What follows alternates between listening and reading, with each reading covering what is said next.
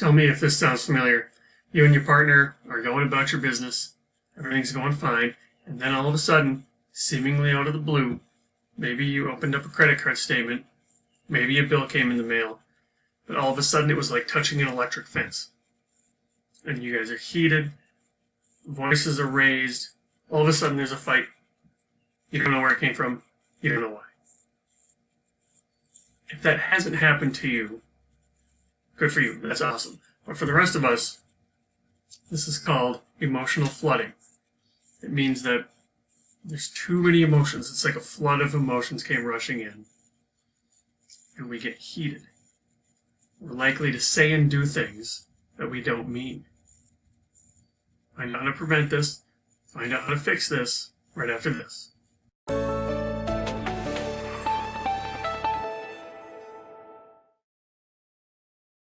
Hey, it's Derek Hagan here, financial therapist. Thanks for joining me for this Money Health presentation.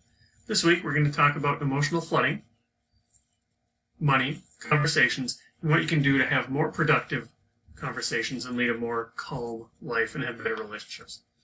So let's get to it. When I was talking about emotional flooding, saying and doing things that we don't mean, I'm going to call those mistakes.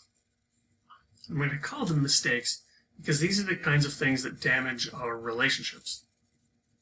When we're in this state, when we're red, we say and do things to get ourselves out of that situation. We'll find more about that in a little bit, but we say things to get the other person to get off of our backs effectively, right? So we don't mean them.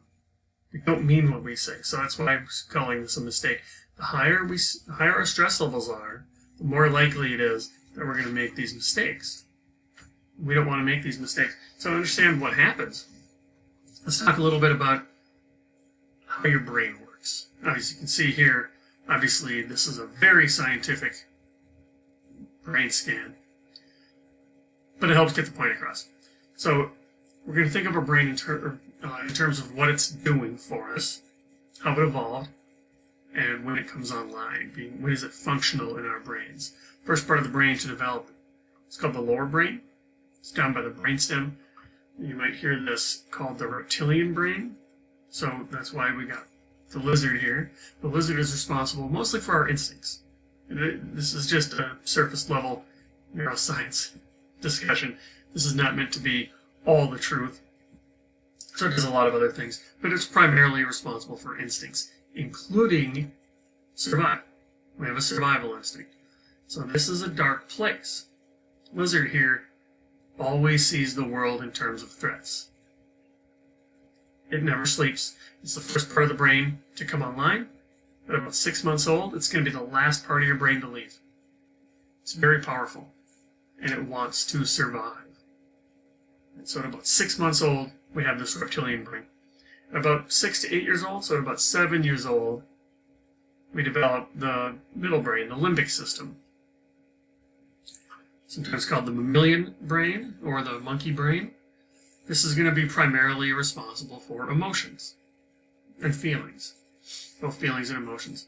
So in a sense, monkey's job is to take the threats that lizard sends it and come up with something to do about it. What do you want to do about it, monkey?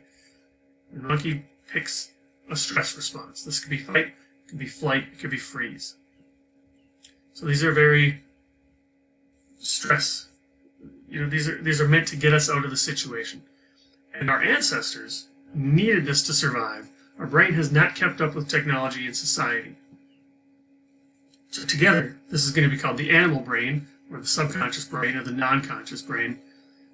But we'll call it the animal brain. The animal brain is really just focused on survival, because that's what it was created. That's what it looked like for our ancestors. And finally, the last part of the brain to develop, the part of the brain that makes us humans, the part of the brain that makes us, is going to be the cortex, or the neocortex, really. And especially the prefrontal cortex. The prefrontal cortex is right in the front, behind our eyes there. That's what feels like you. When you make a decision, this is the part of the brain that you feel like is you. Right? Now, if you haven't done any training or reading on this before, it's very easy to think that we, right, that rational mind makes most of our decisions, but it's actually quite the opposite. It's the animal brain that makes 95% of our decisions. 90 to 99% of our decisions are made beneath our conscious awareness. Most of the time, that's okay, and we're going to learn about what that means and why that's okay. So think about it like this. My favorite analogy is the elephant and the rider. So the rational brain is going to be symbolized by the person riding this elephant, and the elephant is going to represent the animal brain or the emotional brain. So we got the rational brain, we got the emotional brain. Remember, emotional brain makes 95% of the decisions. Rational brain feels like it's in charge, and it is when things are normal.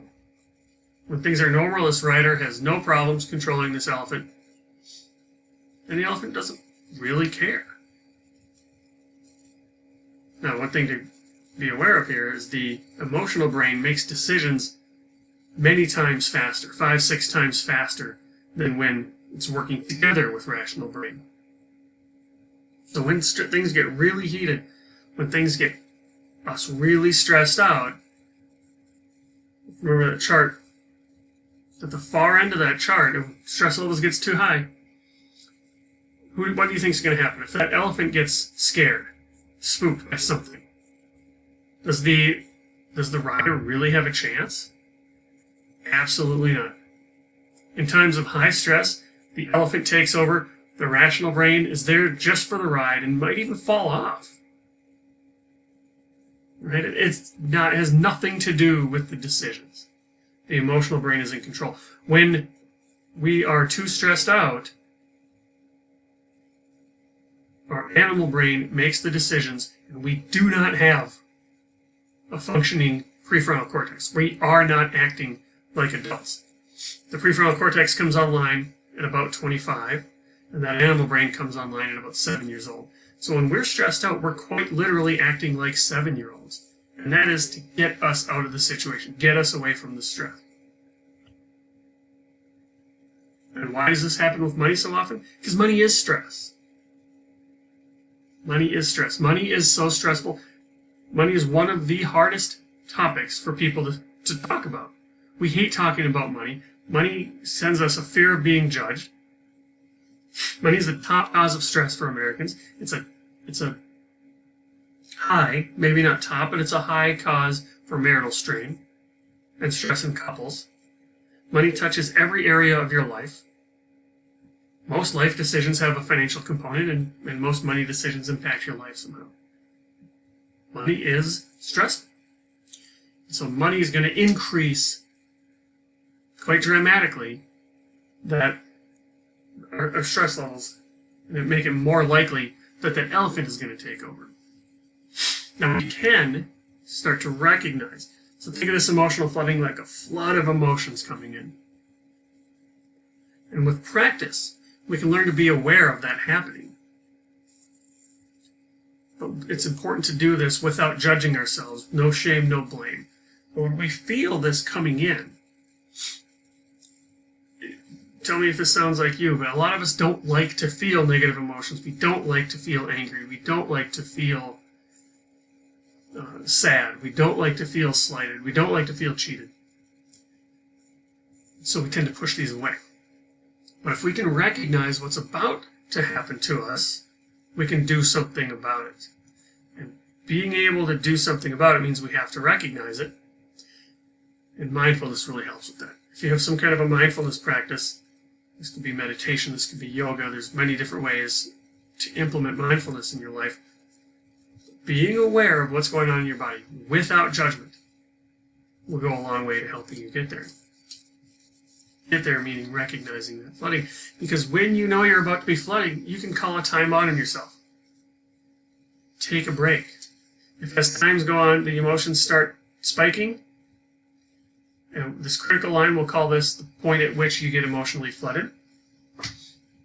It's time to take a break. Maybe even before this point. Like, don't rush it. Take the break down here. Go do something. Some of you, that means go outside and take a walk. Some of you, it's go on a bike ride. It's but get away for about 20 to 30 minutes. So those emotions can leave and we can keep the rational brain online. We want that rational brain around for our conversations. So that's the fixing part. We can recognize when we're about to be flooded. And this all takes practice. This can sound like I'm giving you some easy fix. Flip it on overnight, you're good to go. This is not true. This takes practice, just like any other skill you're going to learn. So recognizing when you're about to be flooded can help you do something about it, can help you take a break. And that's good. So it has some value. It's effective. But preventing it is going to be far more effective. What does that mean? Well, let's not get to the point where we have to get flooded. And this comes back to our listening. Listen to understand. Talk to your partner, talk to people as if they might know something that you don't. And what do I mean by that? It means most of the time we listen with the intent to reply. We listen with the intent to label and judge. And we assume other people are labeling and judging us. And then we go on defense. But if we can change that and learn to listen first with the intent to understand what is your point of view. And let me help you clarify that point of view before we get into any deeper discussions. I need to know what your point of view is. You need to know what my point of view is. Let's make sure we're on the same page. And when we're on the same page, it's going to be a lot easier to see where our disagreements are, if any. We might find out that we were on the same page and had no disagreements. We were just coming at it from different angles. So those listening skills are going to be crucial to preventing emotional flooding. So remember, this emotional flooding, when we become flooded, we say and do things that we don't mean. We damage our relationships. So being able to know when that's coming and take time out, take a step back, keep the rational brain attached, that's going to go a long ways to saving our relationships and giving us a calmer life, more meaningful and deep conversations. If we can further that and say, let's make it less likely that we're even going to get flooded. Learn to listen with that intent to understand first. Listen to people like they might know something that you don't. Talk about or have conversations like you're a detective trying to figure out what they're actually thinking. No mind reading. Don't try to pretend you know what they're talking about. Ask. Do it politely, do it calmly, and that's good money health.